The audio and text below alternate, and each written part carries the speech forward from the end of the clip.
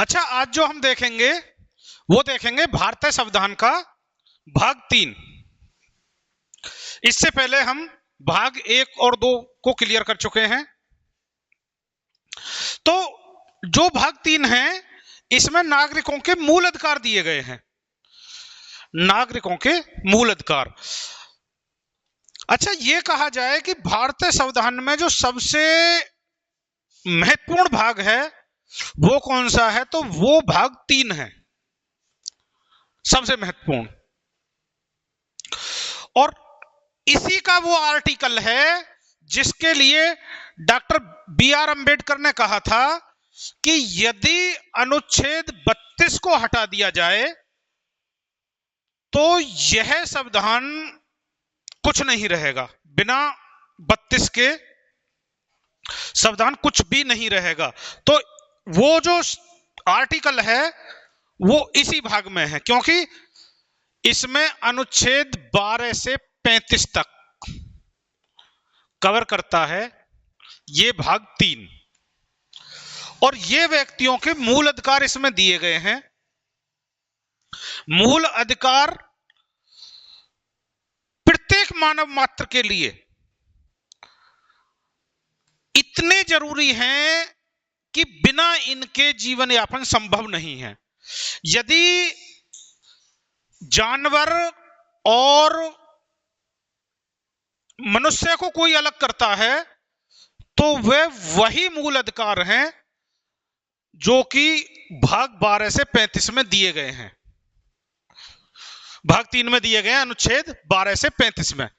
तो आज जो हम इसका आर्टिकल देखेंगे वो देखेंगे आर्टिकल 12, अनुच्छेद 12। अच्छा, अनुच्छेद 12 जो है वो भाग 3 का शुरू का आर्टिकल है। तो इसमें यह क्लियर कर दिया गया है कि ये कहां से कहां तक लागू होगा। तो इसमें जो इसका नाम रखा गया, जो इसकी मुख्य हेडिंग है वो है परिभाषा। परिभाषा। तो ये इसमें कहा गया है जब तक कि संदर्भ से अन्यथा अपेक्षित न हो, यहां तक समझेंगे, जब तक कि संदर्भ से अन्यथा अपेक्षित न हो, यानी कि जब तक किसी विशेष प्रकार से किसी विशेष विधि द्वारा संदर्भ में उस बात को क्लियर नहीं कर दिया गया है, तब तक राज्य के अंतर्गत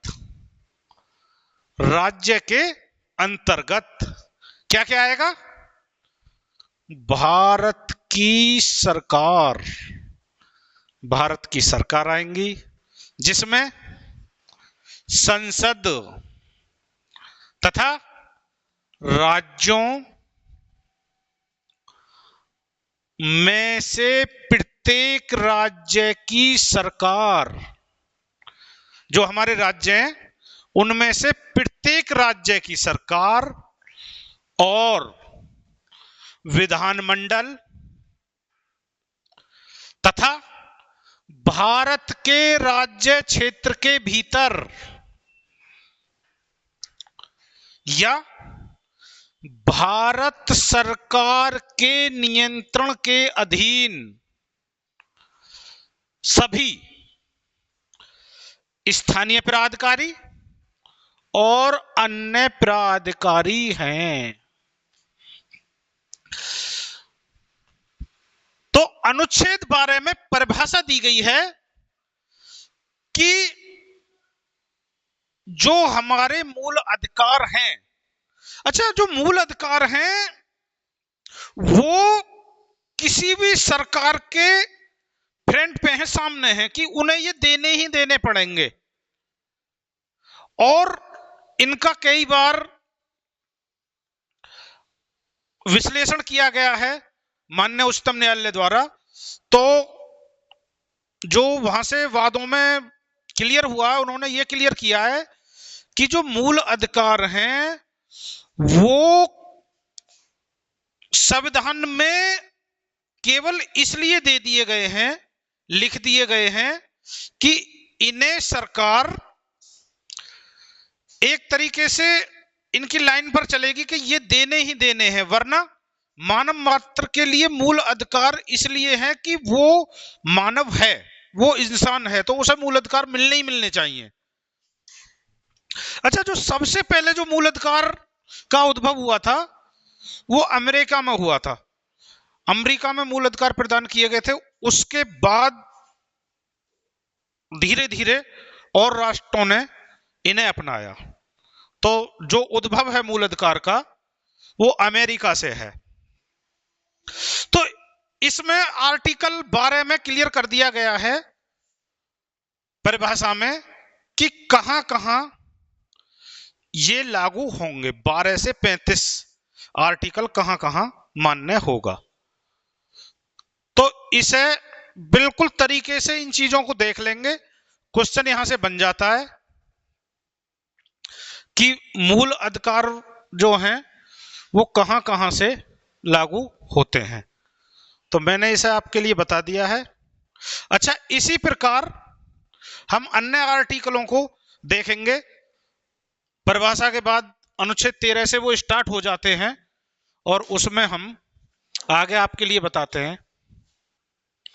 अच्छा देखिए, इसके बाद हम देखेंगे अनुच्छेद 13।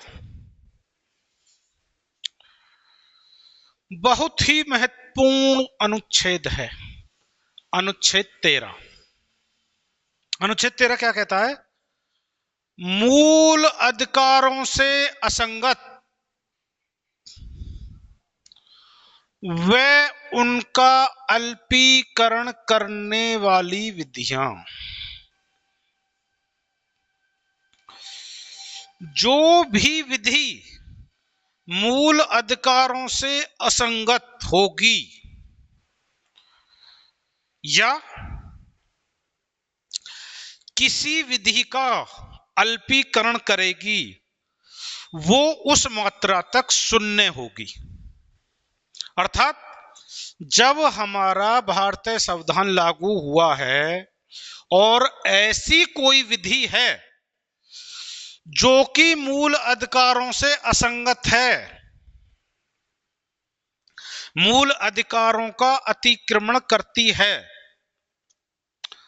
तो वो शून्य मानी जाएगी, खत्म मानी जाएगी। मूल अधिकारों से असंगत व उनका अल्पीकरण करने वाली विधियां मूल अधिकारों का जो अतिक्रमण करेंगी वो विधियां भी शून्य मानी जाएंगी उस मात्रा तक जिस मात्रा तक उनका अल्पीकरण करेंगी। कोई भी सरकार या विधानमंडल ऐसी विधि नहीं बनाएगा जो कि मूल अधिकारों का अतिक्रमण करती हो। तो आर्टिकल 13 इतना महत्वपूर्ण है कि ये सरकारों को निर्देश देता है कि ऐसी कोई विधि ना बनाई जाए, ना अमल में लाई जाए जो कि हमारे मूल अधिकारों का अतिक्रमण करे या उनका अल्पीकरण करे।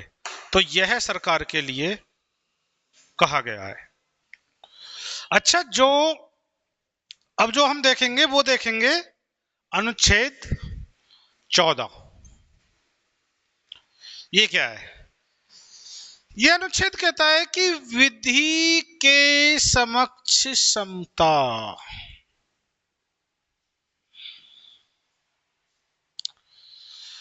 विधि के समक्ष सभी के लिए समान रखा जाएगा। समता, सभी के लिए समान माना जाएगा। विधि बिल्कुल भी भेदभाव नहीं करेगी या विधियों का समान संरक्षण। विधियों का संरक्षण जो होगा वो समान तरह के व्यक्तियों में समान रूप से होगा। अच्छा, यहां से एक क्वेश्चन बन जाता है, कई बार परीक्षाओं में आया भी है जिसे अक्सर स्टूडेंट गलत कर देते हैं। उसकी मैं ट्रिक बताऊंगा छोटी सी, कि आप उसे गलत नहीं करेंगे आज के बाद, यदि इस पे आपने थोड़ा सा ध्यान दे लिया तो। क्वेश्चन बन जाता है कि ये दो वाक्य हैं, विधि के समक्ष समता और विधियों का समान संरक्षण।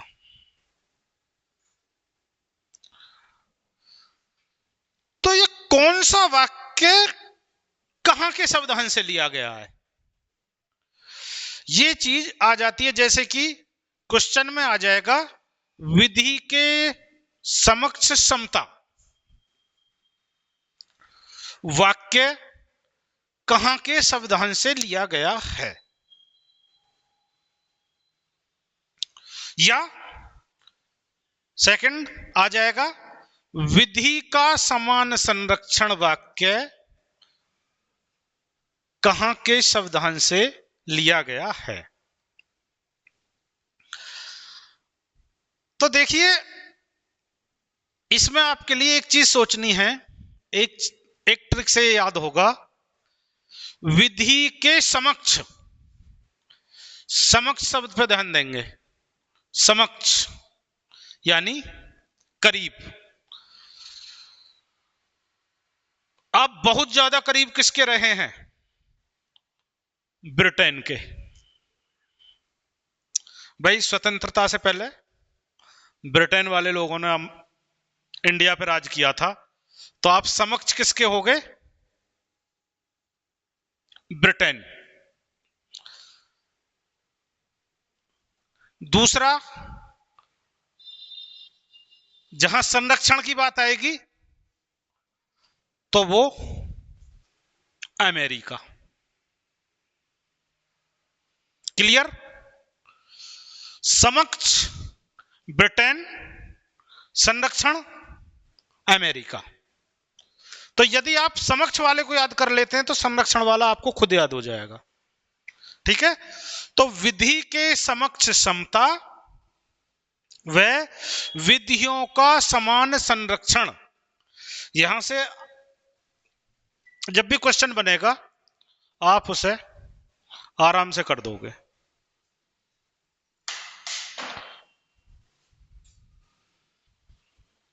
अच्छा देखिए, अनुच्छेद 15, अनुच्छेद 15 क्या कहता है? अनुच्छेद 15 कहता है कि धर्म, मूलवंश, जाति, लिंग, जन्म स्थान के आधार पर विभेद का प्रतिषेध। कोई भी सरकार इन आधारों पर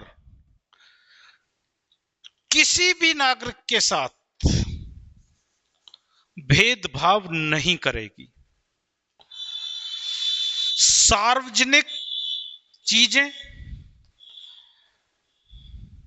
भोजनालय, सड़क, होटल इत्यादि सभी के लिए समान रूप से रहेंगे, या जो भी चीजें केंद्र सरकार या राज्य सरकार द्वारा पूर्णतः या अंशतः पोषित होती हैं,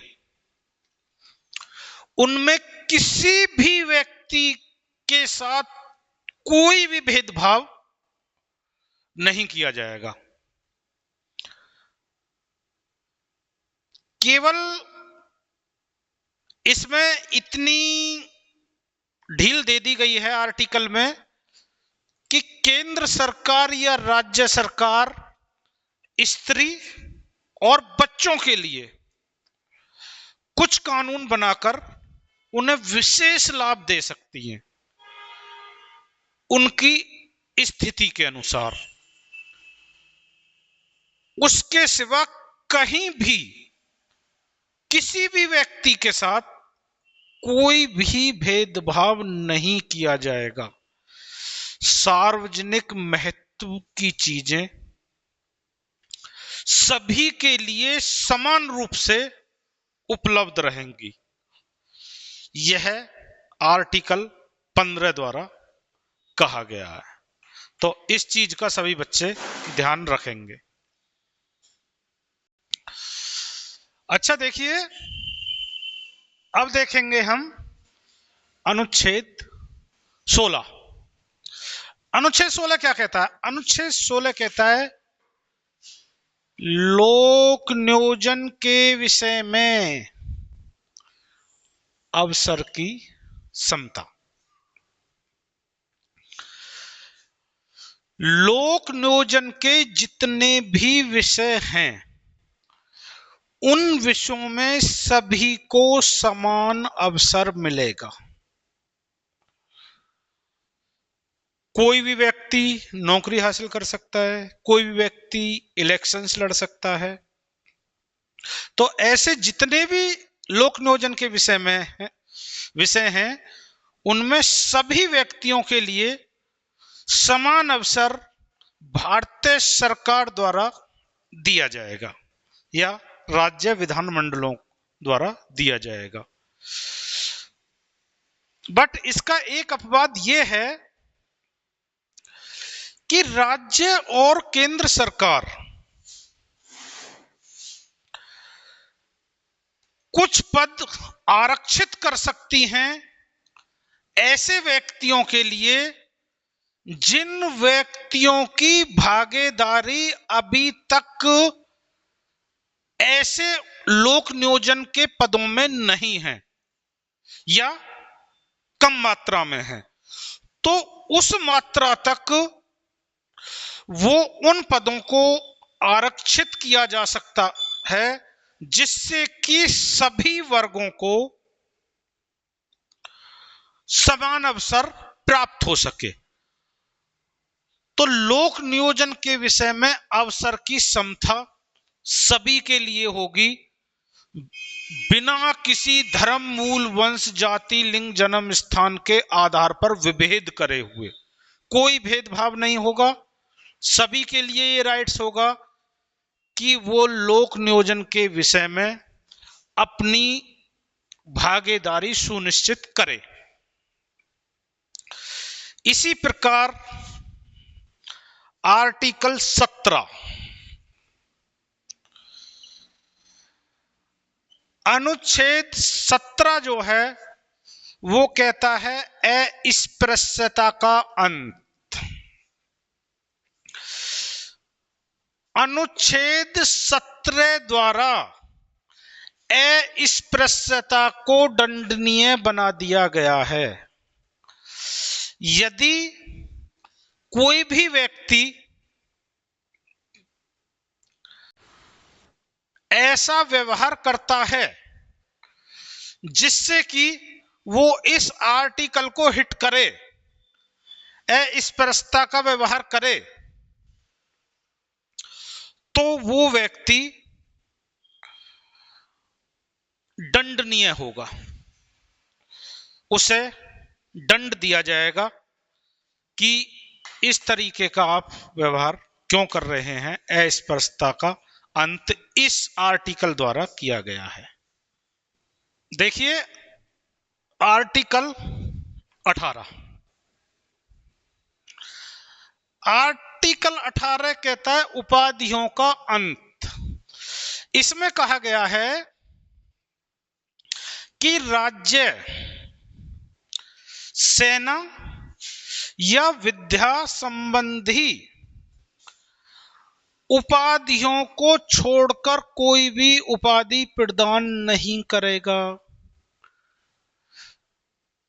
तो ये सरकार के लिए निर्देश दिया गया है कि राज्य,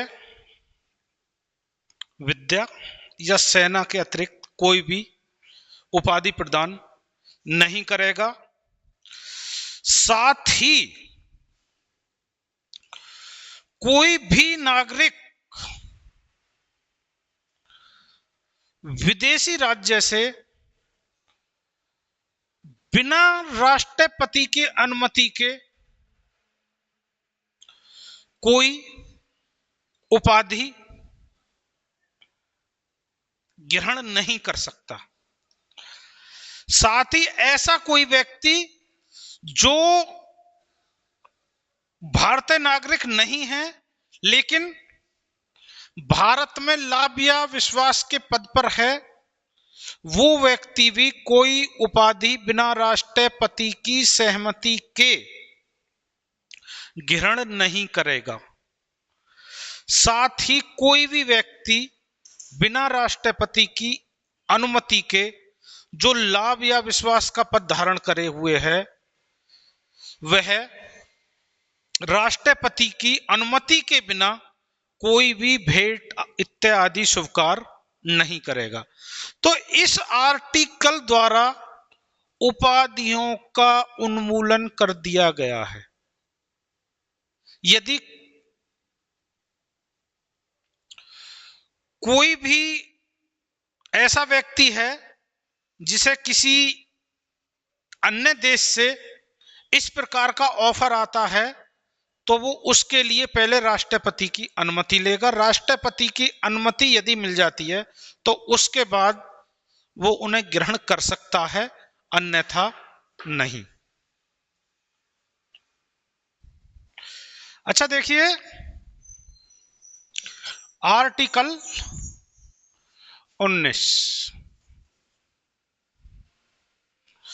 आर्टिकल 19 क्या कहता है? आर्टिकल 19 कहता है वाक स्वतंत्रता आदि विषयक कुछ अधिकारों का संरक्षण। आर्टिकल 19 जो है वो विशेषतः स्वतंत्रता के अधिकार से संबंधित है। इसमें कुछ स्वतंत्रताएं दी गई हैं मूल अधिकारों में, जो कि भारत के प्रत्येक नागरिक को समान रूप से लागू होंगी, बिना किसी भी भेदभाव के, समान रूप से। जैसे कि वाक स्वतंत्रता और अभिव्यक्ति की स्वतंत्रता का अधिकार। कोई भी व्यक्ति बोलने के लिए स्वतंत्र है, अपने विचार व्यक्त करने के लिए पूर्ण रूप से स्वतंत्र है। इसी प्रकार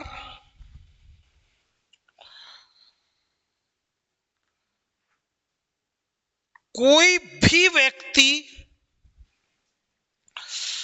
शांति से बिल्कुल और व्यक्तियों की शांति का ध्यान रखते हुए बिना हथियारों के सम्मेलन कर सकता है। प्रत्येक व्यक्ति के लिए यह अधिकार भारतीय संविधान ने दिया है कि कोई भी व्यक्ति अपने विचार सम्मेलन में व्यक्त कर सकता है। थर्ड, कोई भी व्यक्ति संघ या सगम बना सकता है। उसके लिए यह स्वतंत्रता है कि वह कोई भी संघ या समिति बना सके।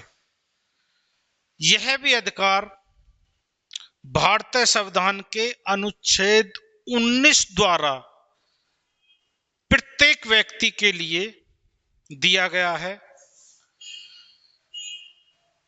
विचार एवं अभिव्यक्ति का अधिकार, सम्मेलन करने का अधिकार, संघ व समिति बनाने का अधिकार और भारत के राज्य क्षेत्र में कहीं भी समान रूप से भ्रमण करने का अधिकार। पूरे भारत क्षेत्र में कोई भी भारत का व्यक्ति कहीं भी घूम सकता है, संचरण कर सकता है। कोई भी व्यक्ति कहीं भी बस सकता है, कहीं भी रह सकता है। यह अधिकार हमारा आर्टिकल 19 जो स्वतंत्रता का अधिकार है वो देता है। साथ ही साथ कोई भी व्यक्ति अपनी आजीविका कमा सकता है, कोई भी व्यवसाय कर सकता है। ये अधिकार भी भारतीय संविधान ने स्वतंत्रता के अधिकार के अंतर्गत दिया है, जिससे कि सभी का समान रूप से समान विकास हो सके। तो जो आर्टिकल 19 है बहुत ही महत्वपूर्ण है। मूल अधिकार सभी बहुत ज्यादा महत्वपूर्ण है, मगर आर्टिकल 19 भी उसमें एक विशेष स्थान रखता है, जो कि हमें इस तरीके की स्वतंत्रता प्रदान करता है, जिससे कि हम अपने विचार अभिव्यक्त कर सकें, कहीं भी आजीविका कमा सकें, भारत क्षेत्र में कहीं भी भ्रमण कर सकें, सम्मेलन कर सकें। तो यह अधिकार अनुच्छेद 19 हमें देता है। तो इसमें से क्वेश्चन आ जाते हैं कि भारतीय स्वतंत्रता के अधिकार किन किन स्वतंत्रताओं को हमें देता है। तो इसे बिल्कुल तरीके से आपको पढ़ना है। तो देखिए, आज हमने इस सेशन में मुख्य रूप से क्या देखा है। सबसे पहले तो जो भाग 3 है, एक महत्वपूर्ण भाग है। इस भाग द्वारा आपको मूल अधिकार प्रदान किए गए हैं। एग्जामिनर क्वेश्चन उठा लेता है, मूल अधिकार किस भाग में दिए गए हैं, तो वो भाग 3 में दिए गए हैं। कहां से कहां तक दिए गए हैं? 12 से 35 तक में दिए गए हैं। ये भी आपके लिए याद रखना है। शुरू कहां से होते हैं? 12 से शुरू होते हैं। 12 में परिभाषा दी गई है। परिभाषा में बताया गया है कि मूल अधिकार किस किस के खिलाफ हैं।